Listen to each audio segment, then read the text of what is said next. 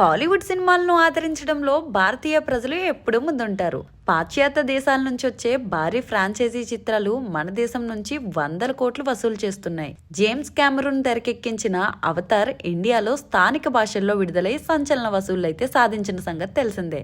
ఇప్పటికే Avatar franchise నుంచి 2 భాగాలు విడుదల కాగా భారీ వసూళ్లు అయితే సాధించాయి. ఇప్పుడు అవతార్ 3 ప్రపంచవ్యాప్తంగా విడుదలకు సిద్ధమవుతోంది. భారతదేశంలో కూడా ఈ సినిమాని అత్యంత భారీగా విడుదల చేస్తున్నారు. అయితే అవతార్ 3 ఫైర్ అండ్ యాష్ విషయంలో గత సినిమాల మాదిరి బాక్సాఫీస్ వద్ద మ్యాజిక్ రిపీట్ అవుతుందా అంటే సందేహమే వ్యక్తమవుతుంది. డిసెంబర్ 19న విడుదలకు సిద్ధమవుతున్న అవతార్ 3 కోసం అవసరమైన పబ్లిసిటీ చేయడంలో స్థానిక పంపిణీదారులు విఫలమవుతున్నాయనే విమర్శలు అయితే వస్తున్నాయి. అంతేకాదు అవతార్ 3 ట్రైలర్ ఇటీవల విడుదలైంది.